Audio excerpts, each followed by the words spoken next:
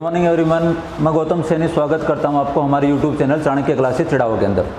तो दोस्तों, जैसे मैंने आपसे कहा था कि जल्दी ही हम अपनी मैथ की क्लासेस स्टार्ट करेंगे, तो आज वो दिन आ गया है। आज हमारी मैथ की पहली क्लास रहेगी।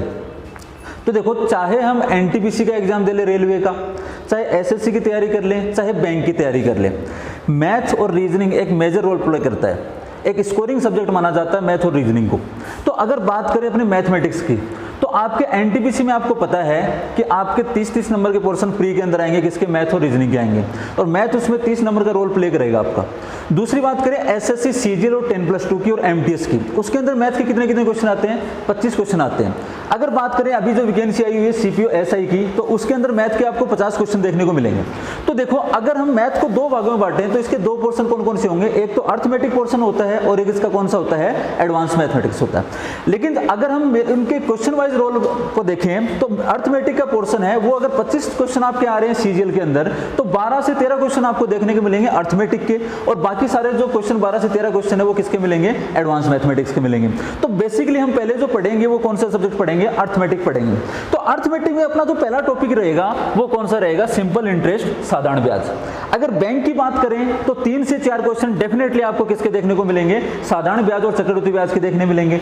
अगर एसएससी की बात करें और रेलवे की बात करें तो 2 से 3 क्वेश्चन आपको कंपाउंड इंटरेस्ट और सिंपल इंटरेस्ट के देखने को जरूर मिल जाएंगे।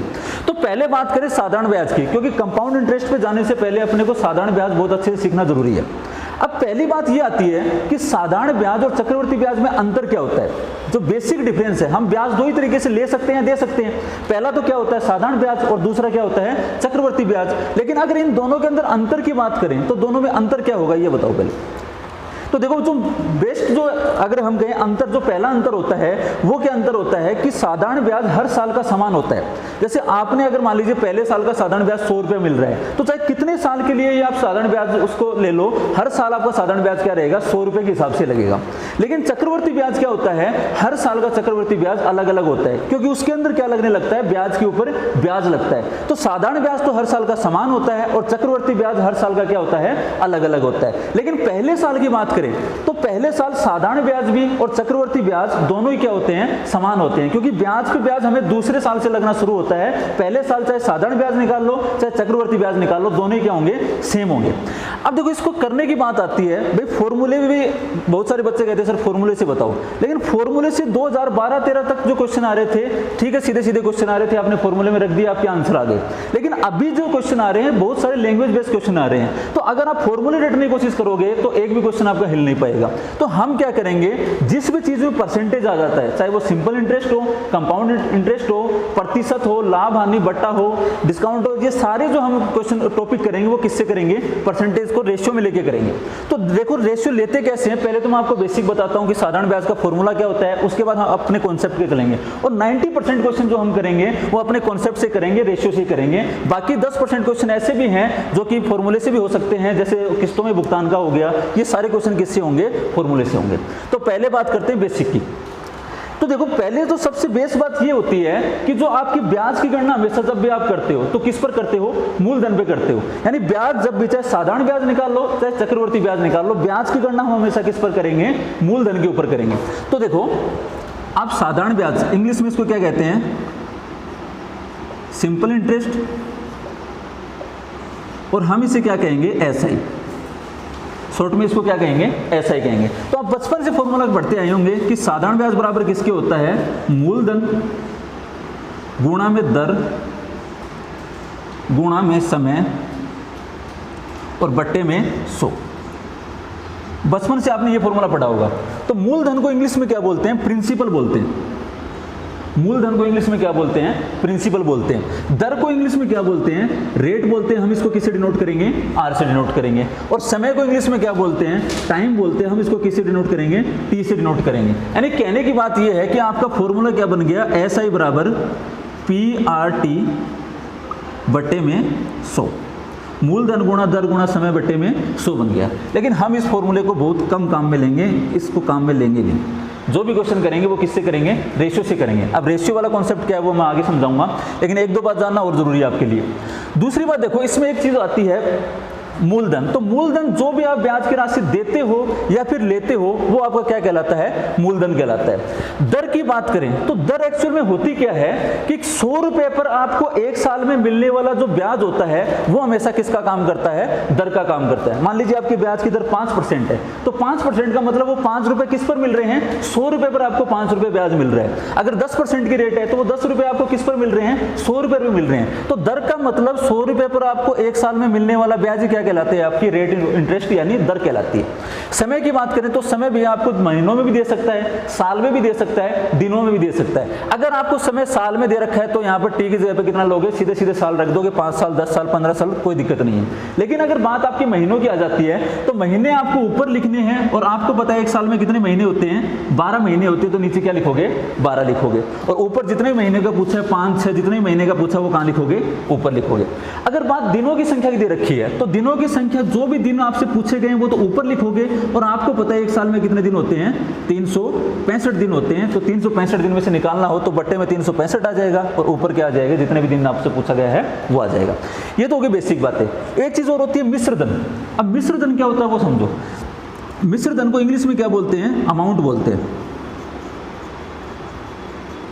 मिश्रधन को इंग्लिश में क्या बोलते हैं, अमाउंट। और हम इसको किससे रिप्रेजेंट करेंगे, ए से रिप्रेजेंट करेंगे। तो मिश्रधन एक्चुअल में होता क्या है, अगर हम मूलधन में यानी जो भी अपना प्रिंसिपल है, मूलधन है, उसके अंदर आपको जितने भी साल का ब्याज मिला हुआ है उस साधारण ब्याज को अगर जोड़ देंगे तो कंप्लीट वैल्यू हमारी क्या कहलाएगी, मिश्रधन कहलाएगी। फॉर एग्जाम्पल मान लीजिए मूलधन आपका है और ये क्या हो गया, साधारण ब्याज हो गया। यानी मूलधन में यदि साधारण ब्याज जोड़ेंगे तो वो आपका क्या कहलाएगा, मिश्रधन। मान लीजिए आपका मूलधन 1000 रुपए और आपको ब्याज के मिले हैं 600 रुपए, तो आपका मिश्रधन कितना कहलाएगा, 1600 रुपए। आगे बस समझो। अब देखो ये तो होगी बेसिक बातें, लेकिन इसको हमको बहुत ही कम को काम में लेना है। इस जो मेथड है, बेसिक मेथड है, इससे बहुत कम क्वेश्चन करेंगे। मेनली जो क्वेश्चन आपके 90% जो क्वेश्चन है वो किससे हो जाएंगे, रेशियो मेथड से हो जाएंगे। और कितना भी लैंग्वेज घुमा के दे दो, अगर रेशियो मेथड आपने एक बार सीख लिया तो कितनी भी लैंग्वेज घूम जाओ आप बहुत आसानी से चुटकी में सेकंडों में उस क्वेश्चन को कर दोगे। तो देखो रेशियो मेथड क्या है वो समझो अब ध्यान से। इसको रब कर दो एक बार। अब देखो रेशियो मेथड क्या है वो समझो। कोई भी आपको रेट ऑफ इंटरेस्ट दे रखी है, मान लीजिए आपको दर दे रखी है कितनी परसेंट, 5% दर दे रखी है।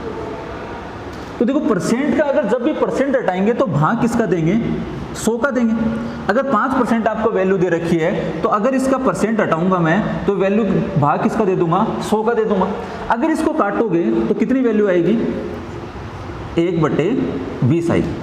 तो वैल्यू आपकी कितनी आएगी, 1/20। अब आप कहोगे सर ऐसा क्यों किया, तो देखो आपको अगर क्वेश्चन के अंदर दर दे रखी है, कोई भी रेट ऑफ इंटरेस्ट दे रखी है, आपको पहले उसकी फ्रैक्शन वैल्यू लेनी है, यानी कि ऊपर वैल्यू रखनी है, परसेंटेज हटाओगे तो भाग किसका देना है, 100 का देना है। तो 5% को मैं क्या लिखूंगा, 1/20 लिखूंगा।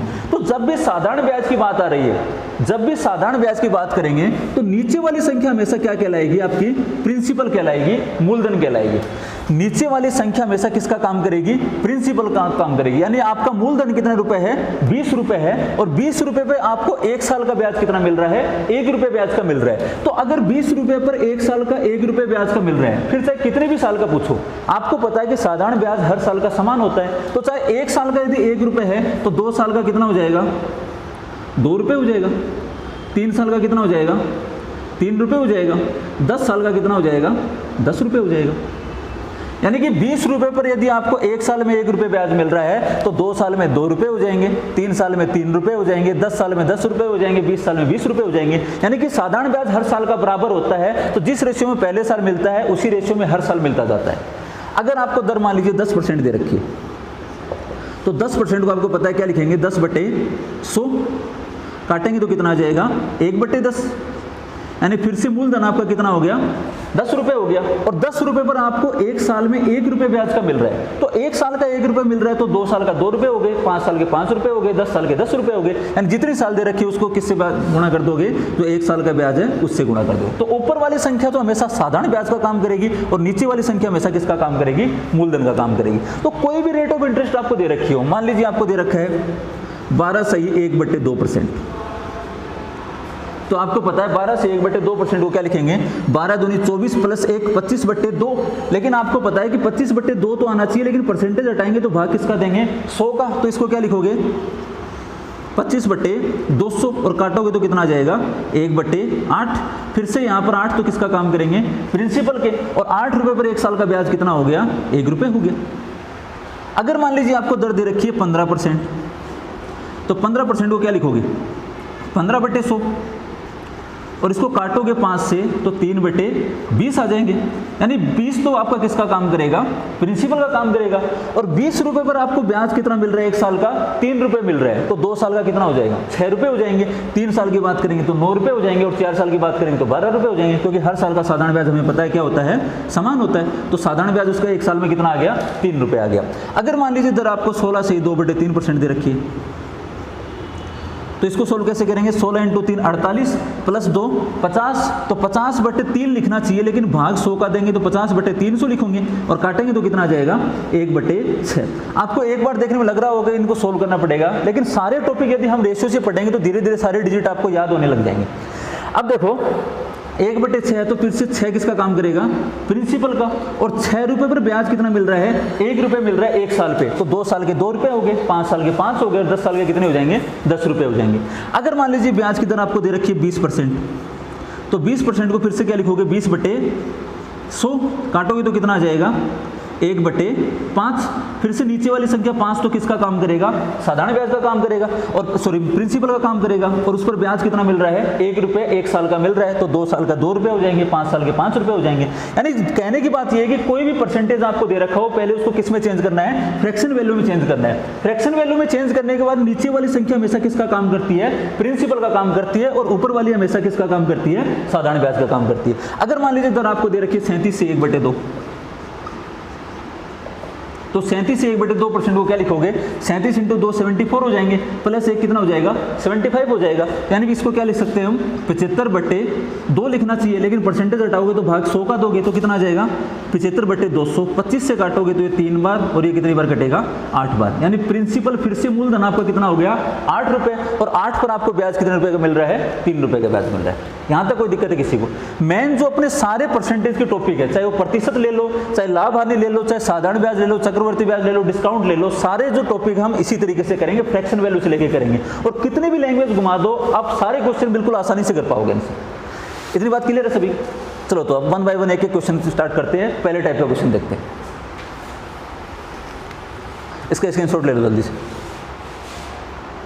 तो पहला क्वेश्चन देखते हैं। पहला जो क्वेश्चन है अच्छा क्वेश्चन है, हम इसको दोनों तरीके से करेंगे, बेसिक से भी करेंगे और अपना जो मेथड है रेशियो वाला उससे भी करेंगे। पहले मैं रेशियो से बताऊंगा, फिर आपको इसका बेसिक जो मेथड है उससे बता दूंगा। देखो क्वेश्चन में क्या कहा है कि किसी राशि किसी धन पर 3 वर्ष के लिए 12/2% की दर से लगा साधारण ब्याज मूलधन से 3500 रुपए कम है, तो मूलधन व साधारण ब्याज आपको ज्ञात करना है। ये क्वेश्चन में कहा है। यानी उसने ये कहा है कि कोई धन है, हमें नहीं पता वो धन कितना है, लेकिन 3 वर्ष के लिए उसको 12.5% की दर से जब हम देते हैं तो उससे जो प्राप्त साधारण ब्याज है वो मूलधन से कितने रुपए कम प्राप्त होता है 3500 रुपए कम प्राप्त होता है। तो देखो रेशियो मेथड से इसको कैसे करेंगे। आपको दर कितनी दे रखी है 12 से 1/2%, तो 12 से 1/2% को अगर फ्रैक्शन करेंगे तो मैंने आपको बताया था कि इसको कैसे करेंगे 12 दूनी 24 प्लस 1 25/200 लिखेंगे, और अगर काटेंगे तो कितना आ जाएगा 1/8 आ जाएगा। मैंने आपको पहले इसको सोल्यूशन बता दिया कि 12 से 1/2% की फ्रैक्शन वैल्यू कितनी आएगी 1/8 आएगी। अब मैंने आपको यही बताया था कि नीचे वाली संख्या हमेशा किसका काम करेगी प्रिंसिपल का मूलधन का काम करेगी। यानी कि हम मान लेते हैं कि मूलधन वो कितना है 8x है, जो अपनी जो रेट दे रखी है उसके अनुसार हमने मूलधन कितना मान लिया 8x मान लिया, और उस पर 1 साल का साधारण ब्याज कितना प्राप्त होता है 1x रुपए प्राप्त होता है उस पर 1 साल का साधारण ब्याज। लेकिन अपने को समय कितना दे रखा है 3 वर्ष दे रखा है, और आपको पता है कि साधारण ब्याज हर साल का समान होता है। तो यदि 1 साल का 8 रुपए पर 1 रुपए ब्याज मिल रहा है तो 3 साल में कितने मिलेंगे 3 रुपए ब्याज के मिलेंगे। तो अपने पास साधारण ब्याज कितना आ जाएगा 3x आ जाएगा। 3 रुपए मिलते मैं उसको क्या मान लेता हूँ 3x। तो साधारण ब्याज 3x हो गया और मूलधन कितना हो गया 8x हो गया। अब क्वेश्चन में क्या कहा है कि 3 वर्ष के मूलधन व साधारण ब्याज का अंतर कितने का है। 3 वर्ष के मूलधन जो है साधारण ब्याज है मूलधन से कितना कम प्राप्त होता है 3500 रुपए कम प्राप्त होता है। आपके अनुसार ये बताओ मूलधन तो 8x है और साधारण ब्याज 3x है, तो यहाँ पर कितने रुपए कम प्राप्त हो रहा है आपको 5x रुपए कम प्राप्त हो रहा है कि नहीं हो रहा है। भाई आपका मूलधन 8x है और आपको कुल मिला के साधारण ब्याज उस पर 3 साल का कितना मिला 3x मिला। तो क्वेश्चन में तो कह रहा है कि 3500 रुपए कम है, लेकिन हमारे अनुसार कितना कम है 5x कम है कि नहीं है। अपने अनुसार जो साधारण ब्याज है मूलधन से कितना कम है, 5x, और क्वेश्चन में कह रखा है 3500 रुपए कम है, तो मैं कह सकता हूं कि 5x वैल्यू किसके बराबर है, 3500 के। तो 1x की वैल्यू निकालेंगे तो 5 से 3500 कितनी बार कट जाएगा, 7 बार कट जाएगा, तो कितना आ जाएगा 700 रुपए। यानी 1x की वैल्यू कितनी आ गई अपने पास, 700 रुपए आ गई। अब क्वेश्चन अगर हमने क्या पूछा है कि मूलधन बताओ और साधारण ब्याज बताओ, तो यदि आपसे मूलधन पूछा है तो मूलधन का रेशियो कितना था अपने पास, 8x था, तो 8 इंटू एक्स की वैल्यू कितनी दे रखी है, 700 दे रखी है, तो 8 इंटू एक्स की जगह कितना रखूंगा 700, तो कितनी वैल्यू आ जाएगी 5600। यानी अपना जो मूलधन है प्रिंसिपल है वो कितने रुपए आ जाएगा, 5600 रुपए आ जाएगा। और अगर बात करें किसकी, साधारण ब्याज की, तो साधारण ब्याज कितना है, 3x है, तो 3x अगर साधारण ब्याज निकालने तो 3 इंटू एक्स की जगह पे कितना रखूंगा 700 रुपए रखूंगा, तो कितने रुपए आ जाएगा 2100 रुपए अपना साधारण ब्याज आ जाएगा। अब ये बताओ 5600 और 2100 को अगर मैं अंतर देखूं दोनों का, तो 3500 रुपए का अंतर आ रहा है कि नहीं आ रहा है। और क्वेश्चन में अपने को ये क्या कहा था कि साधारण ब्याज है मूलधन से कितने रुपए कम प्राप्त होता है, 3500 रुपए कम प्राप्त होता है, और अपना आंसर भी क्या आ रहा है 3500 रुपए कम प्राप्त हो रहा है। तो मूलधन तो 5600 हो गया और साधारण ब्याज कितना हो गया 2100। बहुत इजीली आपने, चाहे लैंग्वेज कितनी भी घुमा दो, बहुत इजीली आपने इसको टैकल किया है और आंसर आपके सामने। चलो तो ये तो हो गया अपना रेशियो मेथड। तो इससे बेस्ट कुछ नहीं, अपने को सीखना है वो ये मेथड सीखना है। बाकी अगर आप चाहते हो बेसिक से बताना है तो मैं इसको बेसिक से भी आपको बता देता हूं, लेकिन हम जो सीखेंगे क्वेश्चन जो सारे करेंगे वो इसी मेथड से यूज करेंगे। अब देखो अगला क्वेश्चन क्या दे रखा है, इसी क्वेश्चन को दूसरे मेथड से करते हैं। इसको रब कर दूं। अब देखो आपको एक सिंपल फॉर्मूला बताया है कि SI बराबर किसके होता है, मूलधन इंटू दर इंटू समय बटे 100, ये होता है। अब क्वेश्चन में अपने को नहीं दे रखा कि मूलधन कितना है और साधारण ब्याज कितना है। अब आपको पता है कि मूलधन और साधारण ब्याज, मैं मान लेता हूं मूलधन अपना क्या है, P है, तो ये अपना P आ गया, और इस फॉर्मूले से अपना क्या आएगा, साधारण ब्याज आएगा। तो साधारण ब्याज अगर इस फॉर्मूले से निकालें, मूलधन तो हमें पता ही नहीं, P का P रख लिया हमने, अगर साधारण ब्याज इस फॉर्मूले से निकलेंगे तो मूलधन फिर से नहीं पता अपने को, तो मैं P का क्या कर लेता हूँ, P रख लेता हूँ। अगर दर की बात करें तो दर आपको पता है कितनी दे रखी है, 12/1/2% दे रखी है। तो इसको अगर सोल्व करूँ तो 12 × 2 24 + 1 25/2 आएगा कि नहीं आएगा, तो ये कितना आ जाएगा 25/2 आ जाएगा। इंटू समय, समय आपको पता है कितने साल दे रखा है, 3 वर्ष दे रखा है, तो इंटू में कितना कर दूंगा 3 वर्ष, और बट्टे में आपको पता है इसमें क्या आता है 100, तो नीचे क्या आ जाएगा 100 आ जाएगा। बराबर में देखो उसने यही कहा है कि जो साधारण ब्याज है मूलधन से 3500 रुपए कम प्राप्त होता है। तो अगर मूलधन हमारा जो भी आए, साधारण ब्याज हमारा ये आएगा, और इन दोनों का अंतर कितने का आना चाहिए, 3500 रुपए का आना चाहिए, क्योंकि 3500 रुपए कम प्राप्त होता है। तो बराबर में मैं कितनी वैल्यू रख दूंगा, 3500 रुपए लग, तो बराबर में मेरे पास वैल्यू कितनी आ गई 3500 रुपए। अब इस कंडीशन को अपने को सोल्व करना है। तो देखो यहाँ पर अगर मैं काटूं तो 25 चौके 100, ये कितना हो जाएगा P माइनस 3P बट्टे में 8 बराबर में 3500 रुपये। यहाँ पर नीचे कुछ नहीं है, मतलब क्या है 1 है। एलसीएम कितना आ जाएगा इसका 8 आ जाएगा। तो एलसीएम हमारा कितना आ गया 8, 1 का भाग 8 में दोगे कितने बार जाएगा 8 बार जाएगा। 8 को P से गुणा करोगे तो कितना आ जाएगा 8P आ जाएगा। माइनस का साइन है तो माइनस का साइन लगाएंगे। 8 का भाग 8 में कितनी बार जाएगा 1 बार जाएगा। 1 को 3P से मल्टीप्लाई करोगे तो कितना आ जाएगा 3P आ जाएगा। इक्वल टू में कितना है 3500 रुपये। अब देखो ये 8 यहाँ पर किससे मल्टीप्लाई हो जाएगा 3500 से मल्टीप्लाई हो जाएगा, और यहाँ पर क्या बचेंगे 5P बचेंगे।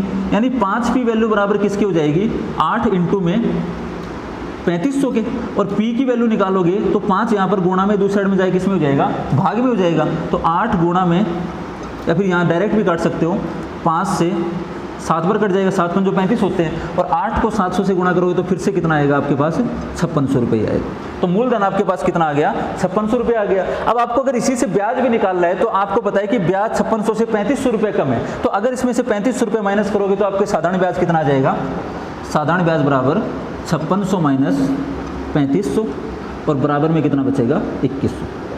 तो 2100 रुपये आपका क्या आएगा साधारण ब्याज। तो एक तरीका तो हमने वो पहले वाला किया था, एक ये बेसिक तरीका है। तो मुझे पक्का विश्वास है कि आपको पहले वाला तरीका ही अच्छा लगा होगा। तो बेस्ट मेथड जो है वो अपना रेशियो वाला ही है, फॉर्मूले से अपने को एक ही क्वेश्चन नहीं करना है। ठीक है, चलो नेक्स्ट क्वेश्चन देखते हैं। तो इसी पैटर्न के ऊपर एक और क्वेश्चन करके देखते हैं। ये जो क्वेश्चन है, यदि किसी धन पर 4 वर्ष के लिए लगा साधारण ब्याज मूलधन से 4400 रुपये कम है, 4400 रुपये कम है, और यदि ब्याज की दर 6/2/3% वार्षिक हो, तो मूलधन और साधारण ब्याज दोनों ज्ञात करने हैं आपको। तो देखो ये जो क्वेश्चन है ये SSC CPO 2017 के अंदर आया हुआ है। तो देखो क्वेश्चन क्या था, क्वेश्चन में अपने को दर कितनी दे रखी है 6 से 2/3%। तो इस क्वेश्चन को हम अपने रेशियो मेथड से करके देखेंगे। बेसिक से मैंने आपको करके बता दिया, बेसिक से करने का कोई फायदा नहीं है, लॉन्ग मेथड रहेगा। अपना जो कॉन्सेप्ट चलेगा वो रेशियो वाला चलेगा।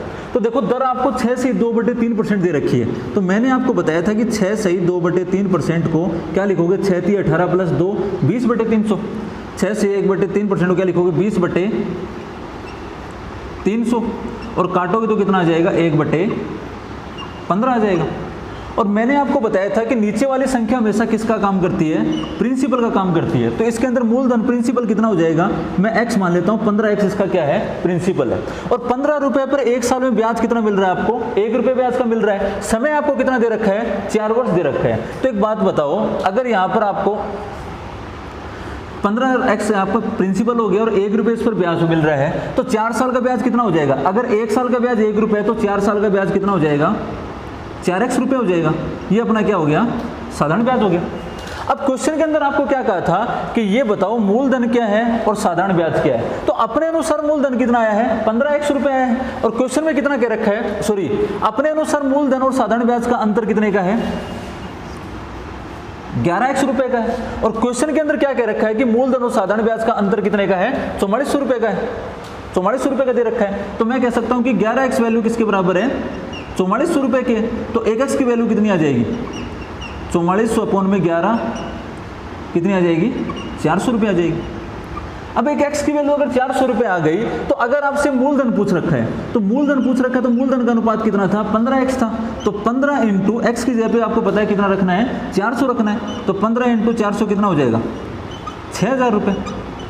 तो 6000 रुपये तो आपके पास क्या आ गया, प्रिंसिपल मूलधन आ गया। तो प्रिंसिपल तो आपका हो गया 6000 रुपये।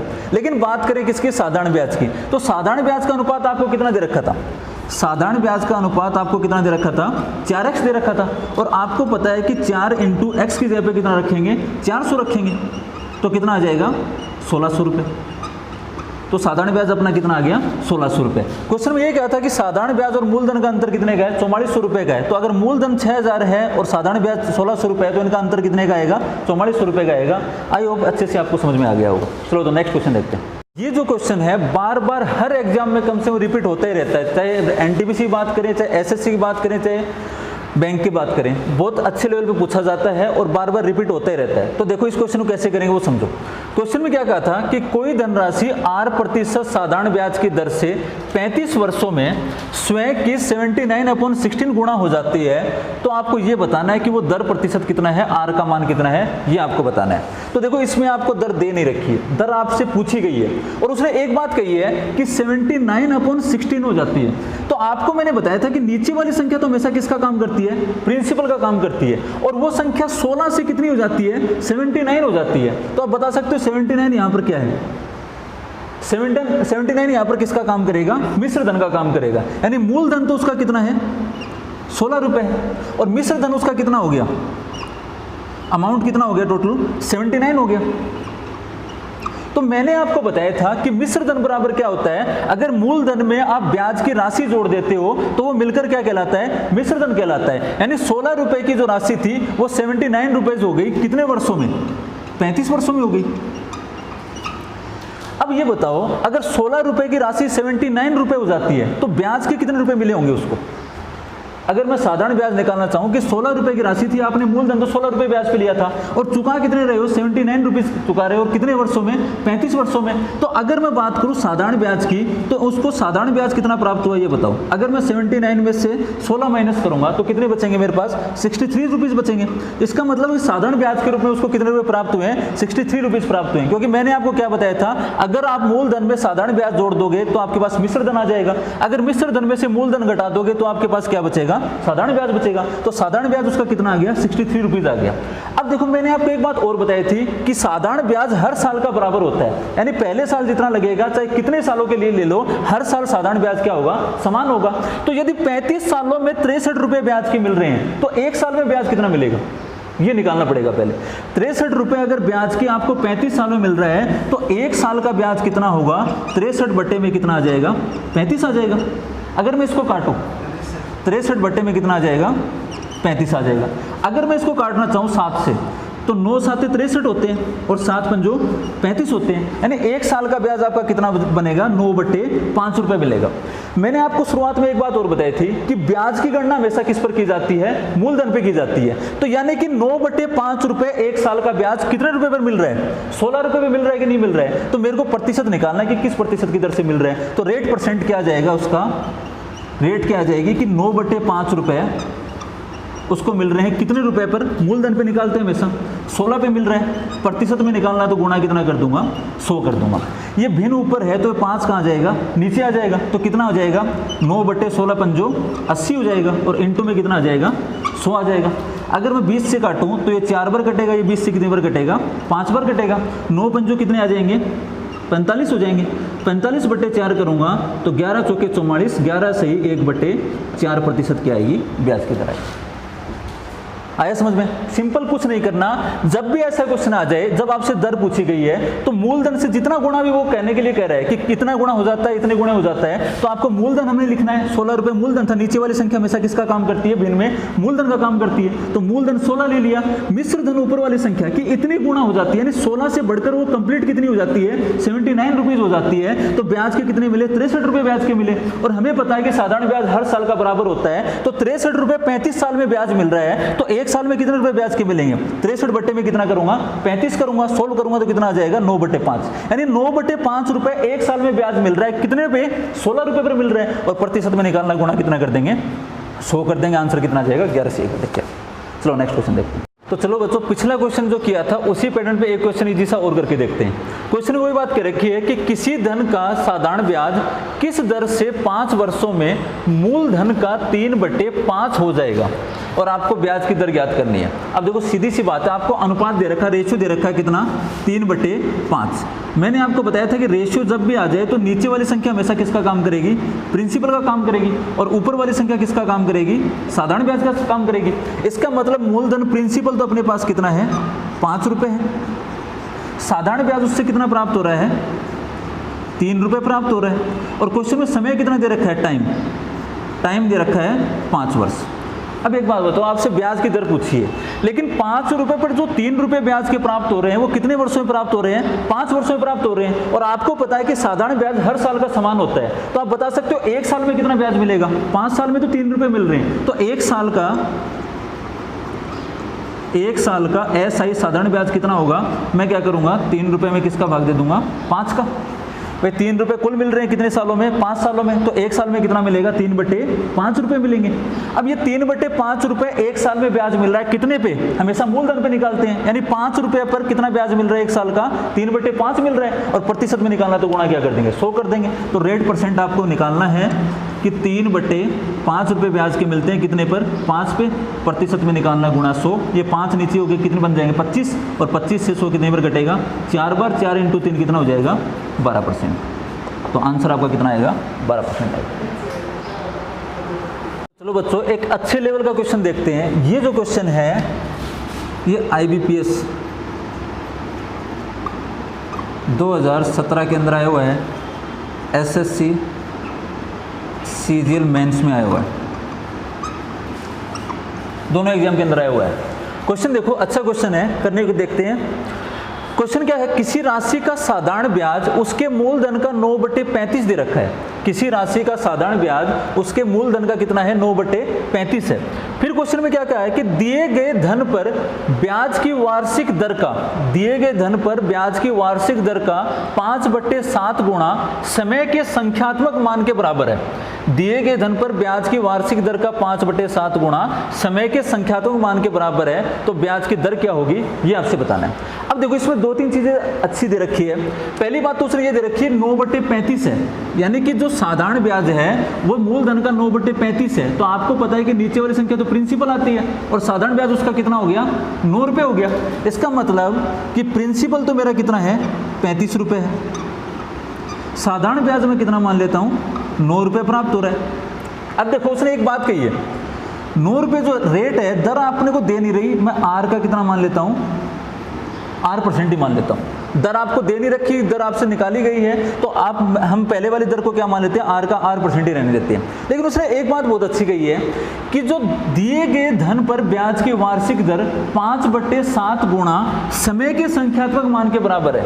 अब देखो, जो समय का संख्यात्मक मान है वो दर के 5/7 गुणा के बराबर है। तो मैं मान सकता हूं कि समय, अपने को नहीं पता समय कितना दे रखा है, लेकिन उसने एक बात कह रखी है कि जो भी समय है वो दर के 5/7 गुणा के बराबर है। इसका मतलब मैं इस समय को क्या लिख सकता हूं, 5/7 R लिख सकता हूं। यानी जो भी अपनी दर है उसके कितने के बराबर है, 5/7 के बराबर कौन है, समय है। तो मैंने इसकी जगह पे समय की जगह क्या लिख दिया, 5/7 R लिख दिया। अब देखो, सिंपल आपको एक फॉर्मूला पता है स्टार्टिंग से कि SI बराबर किसके होता है, PRT/100 के होता है। SI बराबर किसके होगा, PRT मूलधन गुणा दर गुणा समय बटे 100 के होगा। अब देखो, साधारण ब्याज तो आपको पहले से पता है कितने रुपए है, 9 रुपए साधारण ब्याज। तो साधारण ब्याज की जगह पे मैंने कितना रख दिया, 9 रुपए रख दिया। अब देखो, मूलधन आपको कितना दे रखा है, 35 रुपए, तो 35 का 35 रख दिया। इनटू दर, दर अपने को नहीं पता तो R% ली थी, तो R का मैं R ही रहने देता हूँ। और समय की जगह पे कितना लेना है, 5/7 R लेना है मेरे को। तो यहाँ पर कितना आ जाएगा, 5/7 और इनटू में R आ जाएगा। बट्टे में कितना आता है, 100 आता है।